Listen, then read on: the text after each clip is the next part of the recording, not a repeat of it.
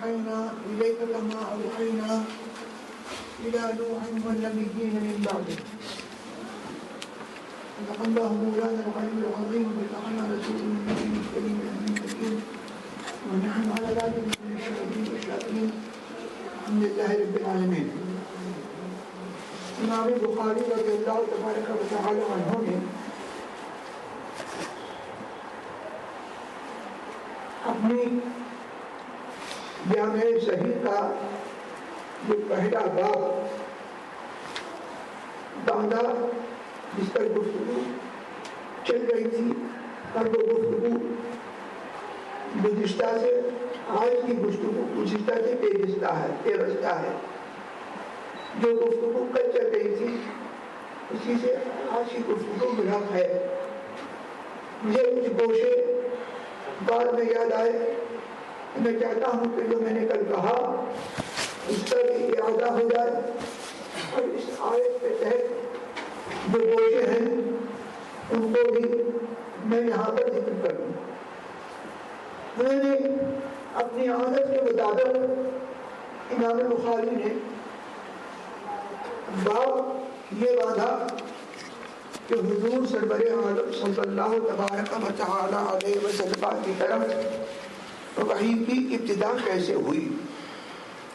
ایک نسخے میں ہے بدء الوحی اور ایک نسخے میں ہے بدوء الوحی. دونوں کے معنی تقریباً متقارب ہیں, قریبی ہیں.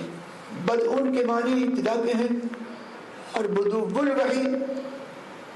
باب کیف کان بدوء الوحی یعنی یہ باب اس بات کے بیان میں ہے کہ وحی کا ظہور حضور صلی اللہ تبارک و تعالی علیہ وسلم کی طرف کیسے ہوا. تو اس میں امام بخاری رضی اللہ تبارک و تعالی عنہ نے نفس وحی کا بھی ذکر فرمایا اور وحی سے پہلے جب وحی آنے والی تھی سرکار پر اس سے پہلے حضور سرور عالم صلی اللہ تبارک و تعالی علیہ وسلم کی کیا سیرت پاک تھی اور کیا حالت تھی اور اللہ تبارک و تعالی کی طرف آپ کی کیسی دوڑ اور کیسی لگن تھی, اس باب میں وہ سب انہوں نے بیان کیا ہے. وحی کے معنی میں پہلے بتا چکا تھا کہ وحی چند معنی کے لیے آتا ہے اور لسان شرع میں زبان شرع میں وحی کا اطلاق اس پیغام خفیہ کے لیے ہے کہ خاص ہے جو خفیہ پیغام اللہ تبارک و تعالی اپنے برگزیدہ بندے پر بھیجتا ہے جس کو اللہ نے اپنی نبوت کے لیے اور رسالت کے لیے اللہ نے چن لیا ہوتا ہے. اب وہ پیغام کبھی فرشتے کے ذریعے سے آتا ہے, فرشتہ کبھی انسان کی صورت میں آتا ہے جیسے حضرت دحیہ قلبی رضی اللہ تبارک و تعالی عنہ کی صورت میں اکثر حضور کے پاس جبریل امین آتے تھے. اور کبھی ایسا بھی ہوا کہ حضور کے پاس جبریل امین جو ہے ایک مسافر اور غریب الوطن کی صورت میں آئے کہ وہ مکے میں سے کوئی ان کو جاننے والا نہیں تھا اور اس کے باوجود کپڑے بہت اجلے اور بال جو ہے بہت ہی سیاہ نورانی کالے اور اس کے اوپر غبار کا گرد و غبار کا کوئی اثر نہیں. فرشتہ آتا ہے اور حضور کی خدمت میں وہ جبریل اس صورت میں آتے ہیں اور حضور کی خدمت میں آ کر کے زانو سے زانو ملا کر کے دو دانو بیٹھ جاتے ہیں. اتنی قربت بھی ہے اور صحابہ کو یہ دکھا رہے ہیں کہ یہ جو مدینہ شریف میں رونق افروز ہیں اور جو آمنہ کے لال ہیں جو مکے سے ہجرت کر کے یہاں پر آئے ہیں یہ تمہاری طرح سے جو ہے ایک معمولی انسان نہیں ہے، بلکہ یہ ایک ایسے انسان ہے کہ فرشتہ جو ہے ان کے آگے جانب ادب طے کرتا ہے۔ تو اس طور پر بھی آیا، فرشتے حاضر ہوا، اور کبھی اپنی اصل صورت میں فرشتہ تشریف نمودار ہوا اور آپ کو جو ہے اللہ کا پیغام سنایا۔ اور کبھی یہ ہے کہ خوابوں کے ذریعے سے، اچھے منامات صالحات کے ذریعے سے وحی آتی ہے، اور کبھی یہ ہے کہ اللہ تبارک و تعالی دل میں کوئی بات ڈال دیتا ہے۔ چنانچہ یہ بھی ہے کہ نفس فی روحی، روح القدس نے یہ بات میرے دل میں پھونک دی، میرے دل میں یہ بات ڈال دی۔ اور کبھی جو ہے یہ ہوتا ہے کہ اللہ تبارک و تعالیٰ براہ راست بلا واسطہ اپنے بندے سے، نبی سے، رسول سے کلام کرتا ہے۔ یہ خصوصیت حضرت موسیٰ علیہ الصلوۃ والتسلیم کو اللہ نے عطا فرمائی۔ وَكَلَّمَ اللَّهُ مُوسَىٰ تَكْلِيمًا، اللہ تبارک و تعالیٰ نے جو ہے وہ موسیٰ سے بات کی علیہ الصلوۃ والسلام کہ انہوں نے اللہ کا کلام نفسی بلا واسطہ اپنے حاسہ سمع سے جو ہے انہوں نے جو ہے سنا، اور بلکہ اپنے جو ہے پورے جو ہے جسم سے جو ہے انہوں نے جو ہے اس کلام کو جو ہے سنا۔ اور ہمارے سرکار علیہ الصلوۃ والسلام کے لیے اللہ تبارک و تعالیٰ نے تمام وحی کی جو صورتیں اگلے انبیاء میں متفرق رکھی، سب حضور کے لیے جمع فرما دی۔ حضور کے پاس فرشتہ بھی آیا اور انسانی صورت میں بھی آیا، اور حضور کو نے اس فرشتے کو جو ہے 600 پر کے ساتھ دیکھا کہ 70 افق پورے آسمان کو وہ گھیرے ہوئے ہیں۔ چنانچہ حدیث آئے گی کہ حضور نے ان کو دیکھا تو حضرت خدیجہ کے پاس گئے اور کہا کہ خشیت علی نفسی، مجھے اپنی جان کا خطرہ ہوا، مجھے اپنی جان کا اندیشہ ہوا، اور کہا زملونی زملونی، مجھے جو ہے چادر اڑاؤ چادر اڑاؤ۔ یہ حدیث جو ہے بخاری شریف پہ آئے گی۔ اور کبھی جو ہے یہ بھی ہوا کہ حضور سرور عالم صلی اللہ تبارک و تعالی علیہ وسلم کو جو ہے گھنٹی کی آواز میں جو ہے وہی آتی تھی، اور یہ حدیث آئے گی ابھی دوسری حدیث کہ وہ ہوا اشدہ علیہ، جب یہ وحی جو ہے مجھ سے اس کا سلسلہ تھوڑی دیر کے لیے منقطع ہوتا ہے، تو یہ وحی کا سلسلہ جو ہے اور یہ وحی کی قسم جو ہے میرے اوپر جو ہے نہایت گراں ہوتی ہے۔ اور حضرت عائشہ کہتی ہیں کہ رأیتہ فی اللیل الشدید البرد، اور میں نے یتفسد عرقا، میں نے جو ہے یہ دیکھا کہ سخت سردی کی رات میں حضور پر جو ہے وحی آئی، اور بالکل جو ہے ان کا چہرہ مبارک جو ہے پسینے سے جو ہے تر ہو گیا، اور جو ہے پسینہ ان کے جو ہے جسم مبارک سے جو ہے پھوٹ نکلا، جس طریقے سے جو ہے پسینہ لگتا ہے، آدمی جو ہے سنگی والا لگاتا ہے تو خون بہنے لگتا ہے، اس طریقے سے حضور سے جو ہے پسینہ بہتا تھا۔ اور کبھی یہ ہوا، اور اس کے ساتھ ساتھ یہ ہوا کہ اللہ تعالیٰ نے حضور کو اپنا کلام بھی سنایا، اور اس سے بڑھ کر کے یہ ہے کہ یہ فضیلت عطا کی کہ دنیا میں جو ہے کسی کو عطا نہیں ہوئی کہ حضور نے اللہ تبارک و تعالیٰ کا دیدار اپنے سر کی آنکھوں سے کیا۔ یہ تمام طرق وحی جو ہے حضور سرور عالم صلی اللہ تبارک و تعالی علیہ وسلم کی ذات میں اللہ تبارک و تعالیٰ نے مجتمع فرما دیے۔ اسی لیے جو ہے کسی شاعر نے کہا ہے کہ حسن یوسف دم عیسیٰ ید بیضا داری، آنچ خوباں ہمدا رنگ تو تنہا داری۔ انبیاء کرام جو خوبیاں جو ہیں ایک ایک خوبی جو جس کے لیے انبیاء کرام جو ہے مشہور ہیں، آپ کے اندر اللہ نے جو ہے وہ سب اور اس سے زیادہ جو ہے اللہ نے جو ہے وہ عطا فرما دی کہ جو کسی کو نہیں کی۔ اب اس کے بعد جو ہے اب یہاں پر یہ ہے کہ میں نے ذکر کیا تھا کہ یہاں اللہ نے فرمایا کہ ہم نے تمہاری طرف وحی کی جیسے ہم نے نوح اور اس کے بعد والے پیغمبروں کی طرف وحی کی۔ یہ میں نے کل کہا تھا کہ اصول دین میں اور اصول عقائد میں حشر نشر مبدا معاد اور برزخ کی زندگی، ایک مطلب ہے کہ دنیا میں آنا اور ایک مدت تک دنیا میں رہنا، اور اس کے بعد جو ہے وہ آدمی کا مرنا اور مرنے کے بعد کیا ہوگا، ان سب معاملات میں جو ہے سارے انبیاء کرام پر جو وحی آئی اس میں کوئی ضرور اختلاف نہیں ہے۔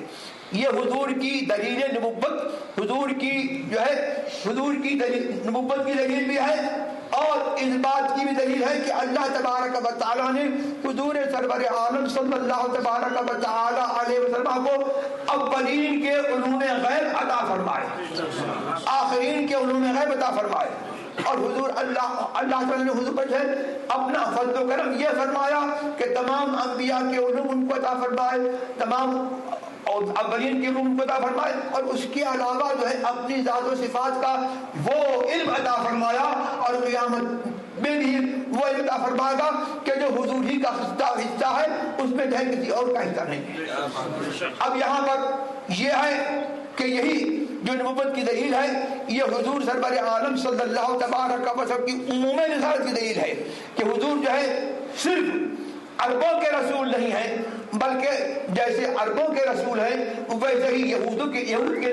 رسول ہیں، نصارہ کے رسول ہیں، اور یہود کا مومن ہونا اور یہود کا جو ہے اللہ تبارک و تعالیٰ کی بارگاہ تک پہنچنا جو ہے وہ اس پر مشروط ہے کہ حضور پر جو ہے ایمان لائیں۔ یہود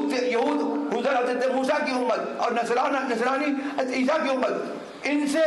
اور ان کے نبیوں سے اللہ تبارک و تعالیٰ نے عہد لیا کہ تمہیں جو ہے نبوت اس شرط پر دی جا رہی ہے کہ تم نبی آخر پر ایمان لاؤ گے، اور ہر نبی نے یہ عہد جو ہے یہ عہد کیا، اور اپنے اپنے زمانے میں جب بھی وہ تشریف لایا تو اپنی اپنی امتوں سے جو ہے انہوں نے جو ہے یہ عہد لیا کہ اگر وہ نبی آخر تشریف لے آئے گا تو تم اس پر ایمان لاؤ گے۔ یہی جو ہے یہی نبوت جو ہے جو نبوت کی دلیل ہے، وہ اس نے ہم کو یہ بتایا کہ حضور سرور عالم صلی اللہ تبارک و تعالی علیہ وسلم کو علوم اولین بھی اللہ نے عطا فرمائے، اور یہ بھی بتایا کہ اللہ تبارک و تعالی نے جس طرح سے حضور کو نبوت عامہ عطا فرمائی ہے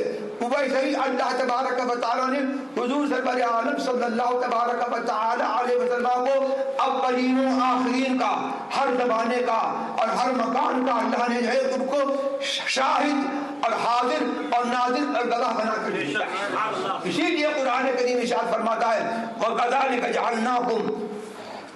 أُمَّةً وَسَطًا لِتَكُونُوا شُهَدَاءَ عَلَى النَّاسِ وَيَكُونَ الرَّسُولُ عَلَيْكُمْ شَهِيدًا۔ یہ رسول ہی کا منصب ہے کہ تنہا اس کا کہنا جو ہے سارے عالم پر نافذ ہوتا ہے، اور یہ محمد الرسول اللہ کا کہنا ہے کہ ان کا کہنا جو ہے انبیاء پر بھی نافذ ہے، اگلوں پر بھی نافذ ہے، پچھلوں پر بھی نافذ ہے، اور ان کا منصب یہ ہے کہ ان کی امت جو ہے اللہ نے اس امت کو بہترین امت بنایا۔ کل قیامت کے دن جو ہے اللہ تبارک و تعالیٰ پوچھے گا نبیوں سے کہ تم نے میرا پیغام پہنچا دیا؟ تو کہیں گے کہ ہاں ہم نے تیرا پیغام پہنچا دیا۔ تو وہ امتیں جو ہے جب انکار کریں گی تو اللہ نے فرمائے گا کہ کون تمہاری گواہی دے گا؟ تو فرمائیں گے کہ امت و محمدین، یہ محمد کی امت ہے، یہ ہمارے لیے جو ہے گواہی دے گی کہ ہم نے جو ہے اللہ کا پیغام جو تھا وہ ہم نے ان کو جو ہے پہنچا دیا۔ تو امت محمد گواہی دے گی، اور ان سب کی گواہی کی تصدیق محمد الرسول اللہ فرمائیں گے۔ فرماتا اللہ یکون الرسول علیکم شہیدا، اور یہ رسول تم پر اور اگلے انبیاء پر اور سب پر جو ہے حاضر و گواہ ہو جائے۔ یہ ہے میرے محمد الرسول اللہ صلی اللہ تبارک وسلم کا مقام۔ اب یہاں پر جو ہے یہ بات آئی کہ جس طریقے سے اللہ تعالیٰ نے وحی میں انبیاء کے اصول نبوت میں جو ہے انبیاء کو جو وحی فرمائی اس میں سب مشترک ہیں، اسی طریقے سے مقدمات وحی وہ بھی جو ہے اللہ تبارک و تعالیٰ جس کو اپنی نبوت کے لیے چھانٹتا ہے تو وہ ایسا نہیں ہوتا کہ اللہ سے بے خبر ہو، بلکہ وہ ایسا ہوتا ہے کہ اللہ کی معرفت جو ہے اس کو پہلے سے ہوتی ہے، اور جب اس کو نبوت کے لیے چھانٹتا ہے تو اللہ تبارک و تعالیٰ جو ہے اس کو اپنے لیے جو ہے خالص کر لیتا ہے، اپنا مصطفیٰ کر لیتا ہے۔ اسی لیے جو نبی آیا وہ اخلاص کی دعوت دیتا ہوا آیا۔ اخلاص کا مطلب کیا ہے؟ حدیث میں تو یہ ہے کہ اخلاص عمل، اپنی عبادت کو خالص اللہ کے لیے کرو، لیکن اللہ کے احکام آنے سے پہلے جو ہے جو منصب نبوت پر ہوتا ہے وہ اپنی ذات کو اور اپنے نفس کو اور اپنی تمام حرکات کو اور اپنے وجود کو سب کو اللہ کے لیے جو ہے خالص کر دیتا ہے، اور اپنی خواہشات سے اور اپنے جو ہے ارمانوں سے اور اپنے ارادے سے وہ دستبردار ہو جاتا ہے۔ چنانچہ اللہ تبارک و تعالی ابو الانبیاء حضور سرور عالم صلی اللہ علیہ وسلم کے والد ماجد حضرت ابراہیم علی نبینا کے بارے میں فرماتا ہے کہ اس نے فرمایا اذ قال له ربو اسلم قال اسلمت ربی لوجه رب العالمین۔ اللہ نے ان سے فرمایا اسلم، کہ تم اپنا سب کچھ اللہ کے لیے سپرد کر دو۔ انہوں نے کہا کہ میں نے سب کچھ اللہ کے لیے سپرد کیا۔ تو اسی لیے جو ہے یہاں پر جو ہے سرکار نے یہ حدیث اخلاص جو ہے یہ ارشاد فرمائی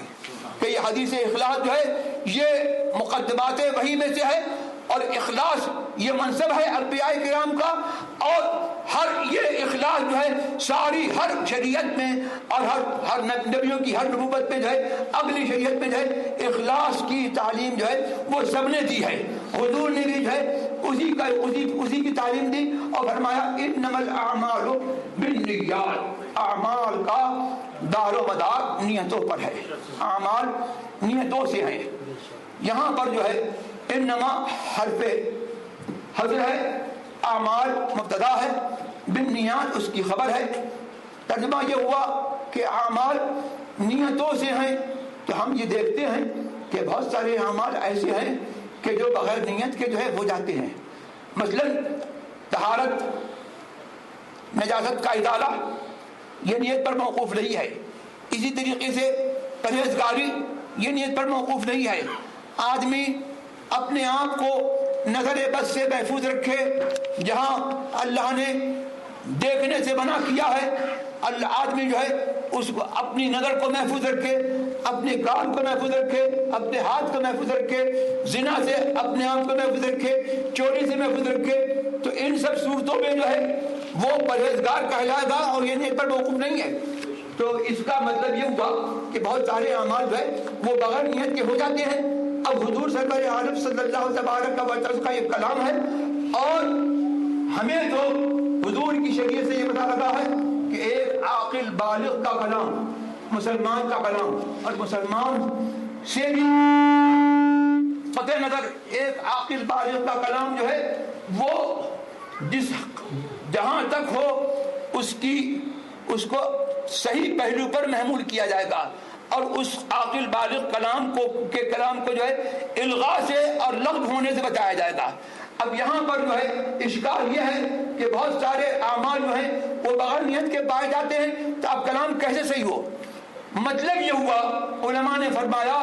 کہ حکم الاعمال بالنیات، اعمال کا حکم جو ہے وہ جو ہے نیتوں سے ہے۔ اعمال کا حکم کا دار و مدار جو ہے وہ نیت پر ہے۔ جیسی نیت ہوگی ویسا ہی جو ہے اس عمل کا جو ہے حکم ہوگا، اور نیت نہیں ہوگی تو عمل پا لیا جائے گا لیکن جو ہے حکم اخروی کے ثواب ہے وہ نہیں ملے گا۔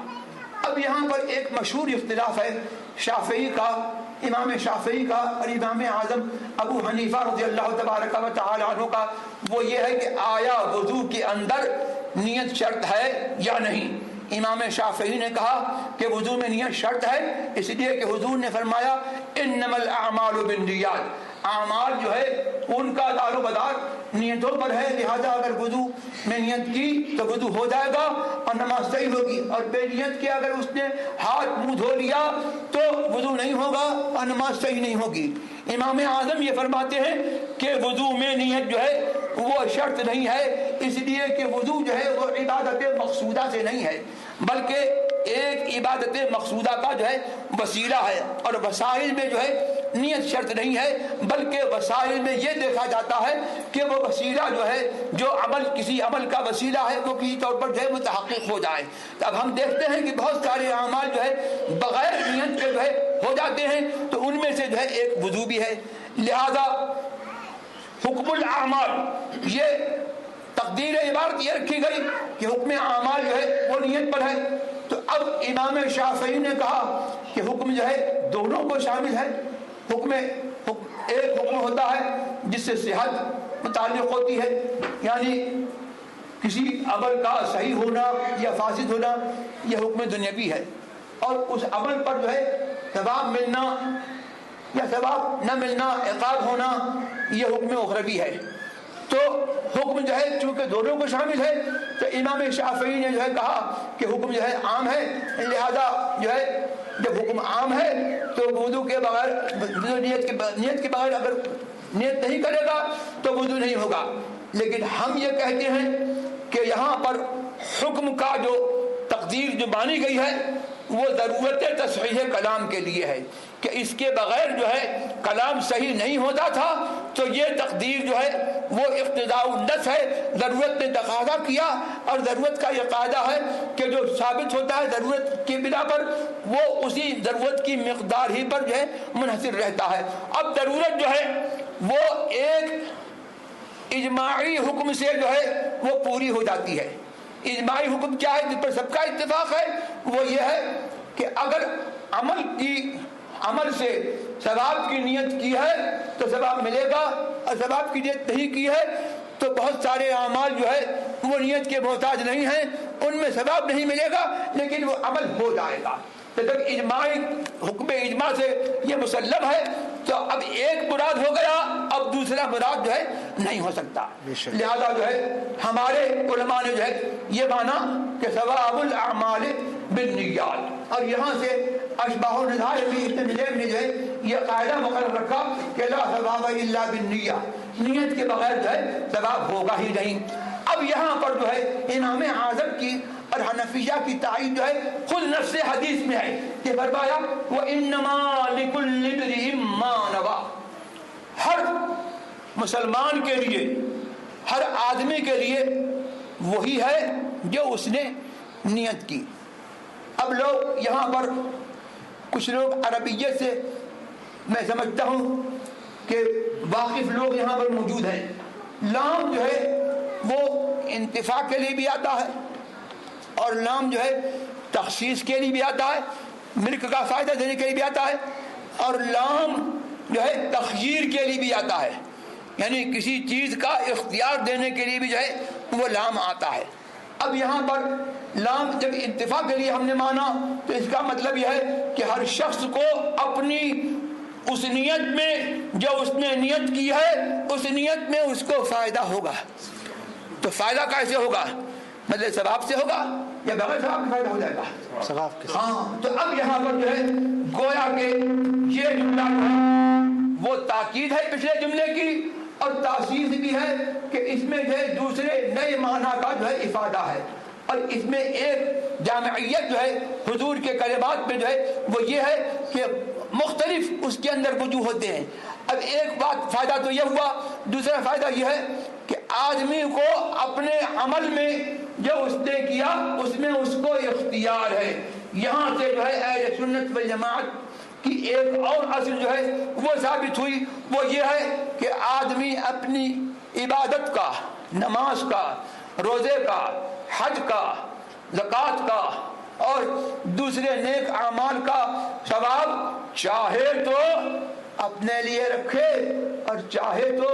اپنے احباب کے لیے جو زندہ ہیں یا جو دنیا سے چلے گئے ان کے لیے کر دے، یہ اس کو اختیار ہے۔ سبحان اللہ۔ تو یہاں سے جو ہے اہل سنت والجماعت کا مسلک اور اہل سنت والجماعت کے معمول کی تائید ہوئی کہ ہم جو فاتحہ پڑھتے ہیں اور فاتحہ پڑھ کر کے جو ہے ہم یہ نیت کرتے ہیں کہ اے اللہ اس کا ثواب غوث اعظم کا پہنچا، اے اللہ اس کا ثواب ہمارے زندہ مردہ جو اقارب ہیں ان کو پہنچا۔ یہ حضور سرور عالم صلی اللہ تبارک و تعالی علیہ وسلم کی حدیث قولی سے بھی ثابت ہے اور حضور کی جو ہے سنت فعلیہ سے بھی ثابت ہے. چنانچہ حضور سرور عالم صلی اللہ تبارک و تعالی علیہ وسلم نے جو ہے اس کو جو ہے یوں بھی ثابت فرمایا کہ حج کے میدان میں جو ہے حضور نے جو ہے اپنی قربانی کی، اور اس کے بعد جو ہے 2 میڑھے جو ہے جن کے بارے میں آیا ہے کہ موجوعین خشیہ بریدہ میڑھے حضور نے لیے اور فرمایا کہ ھذا امن لم یضح من امتی، یہ میں ان کی طرف سے کر رہا ہوں جو میری امت میں قیامت تک جو لوگ جو ہے اپنی ناداری کی وجہ سے قربانی نہیں کر سکے، یہ قربانی جو ہے محمد رسول اللہ کی.